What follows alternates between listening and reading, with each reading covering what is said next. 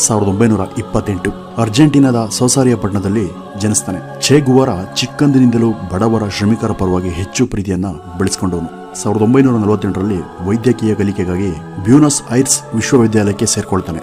ಆದರೆ 1951ರಲ್ಲಿ ವಿಶ್ವವಿದ್ಯಾಲಯದಿಂದ 1 ವರ್ಷ ರಜನೆ ಪಡೆದು ತನ್ನ ಆಪ್ತ ಮಿತ್ರ ಆಲ್ಬರ್ಟೋ ಗ್ರೆನಾಡೋ ಜೊತೆ ಸೇರಿ ಮೋಟಾರ್ ಸೈಕಲ್ನಲ್ಲಿ ದಕ್ಷಿಣ ಅಮೆರಿಕದ ಪ್ರವಾಸನ ಕೈಗೊಳ್ತಾರೆ. ಚೆ ಗುವಾರನ ಬದುಕಿನಲ್ಲಿ ಅತಿ ದೊಡ್ಡ ತಿರುವು ಸಿಕ್ಕಿದ್ದು ಈ ಒಂದು ಪ್ರವಾಸದಿಂದನೇ.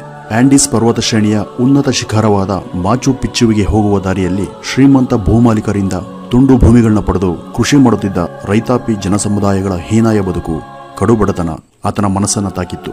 ಅಲ್ಲಿನ ಶ್ರೀಮಂತರ ದಬ್ಬಾಳಿಕೆ, ಬಡಜನರ ಕೊಲೆಗಳು ಇವೆಲ್ಲವೂ ಕೂಡ ಆತನ ಮನಸ್ಸನ್ನ ಸಂಪೂರ್ಣವಾಗಿ ಬದಲಿಸಿತ್ತು. ಇಂತಹ ಜನರಿಗೆ ನಾನು ನೆರವಾಗಬೇಕಾದ್ರೆ ನನ್ನ ವೈದ್ಯಕೀಯ ಅಭ್ಯಾಸವನ್ನ ಬಿಟ್ಟು ಸಶಸ್ತ್ರ ಹೋರಾಟದ ರಾಜಕೀಯ ರಂಗಕ್ಕೆ ಪ್ರವೇಶ ಮಾಡಬೇಕು ಅಂತ ಆತ ತೀರ್ಮಾನ ಮಾಡಿದ್ದ. ಕ್ಯೂಬಾ ದೇಶದ ಅಪ್ರತಿಮ ಈ ಕ್ರಾಂತಿ ವೀರನ ಚರಿತ್ರೆ ಓದುತ್ತಾ